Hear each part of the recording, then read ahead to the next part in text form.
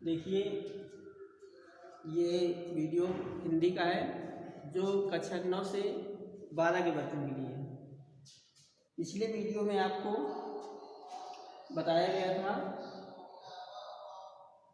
उसी के आगे आज बताया जा रहा है शैली। तो शैली होती क्या है इसके बारे में सुनिए कि अभिव्यक्ति का सुनिश्चित निजी ढंग। जैसे हम कोई चीज़ बताते हैं या अपने भाव प्रकट करते हैं तो उसका जो निजी ढंग होता है, इसलिए कि सबका अपना अपना अलग अलग तरीका होता है।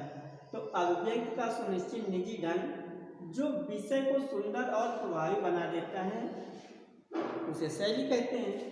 शैली ही प्रत्येक लेखक की पहचान हो जाती है। जैसे जितने भी लेखक हैं तो वो अपनी शैली के नाम पर ही जाने जाते हैं। इसके लिए प्रत्येक लेखक की अलग अलग शैली होती है। तो इस तरह से यहाँ पर कुल 13 शैलियों के बारे में बताया गया है जो निम्न है। ये हर लेखक की शैलियाँ अलग अलग हैं, तो इसमें मुख्यतः 13 शैलियों का प्रयोग हुआ है।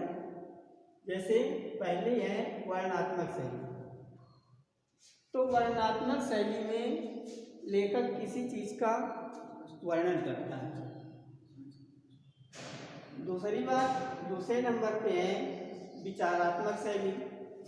विचारात्मक शैली में लेखक के विचार, लेखक अपने विचारों के बारे में लिखता है।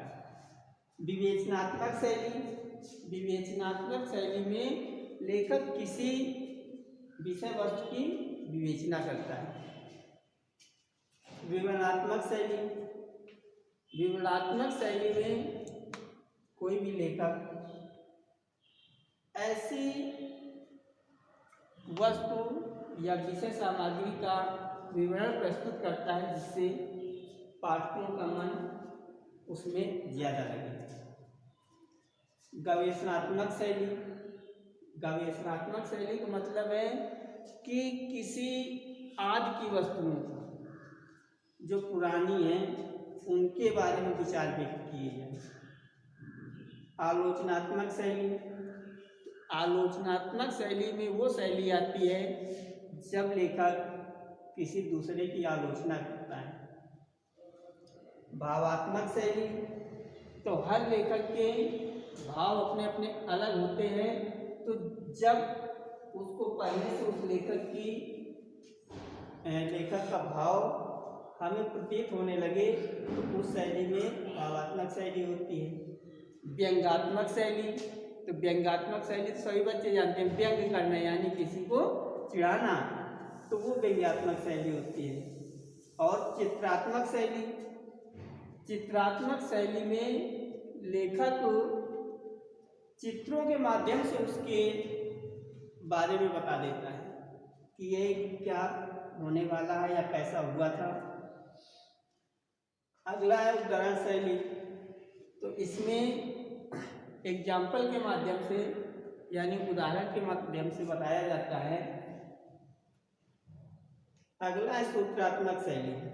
तो सूत्रात्मक शैली वो शैली होती है जिसमें लेखक जीवन में सुधार के लिए एक सूत्र देते हैं, जिसे हम क्या कहते हैं, सूत्रात्मक शैली। जैसे इसके लिए एक सूत्र दिया है लेखक ने कि एकाग्रता ही आत्म साक्षात्कार की कुंजी है। तो ये सूक्तियाँ हैं। तो सूत्रात्मक शैली के अंतर्गत सूक्तियों का प्रयोग किया जाता है। ये आपको लेसन के पढ़ाते समय विस्तार से बताया जाएगा। अगला है आपका उद्बोधन शैली। तो उद्बोधन शैली में लेखक पाठकों के लिए ऐसे विचार व्यक्त करता है कि वो सम्मानित हो, उनका उद्बोधन हो।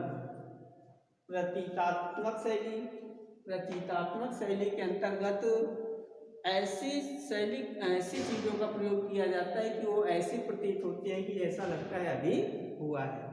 तो बच्चों इसको उसी कॉपी में उसी के आगे नोट कर लेना। Thank you.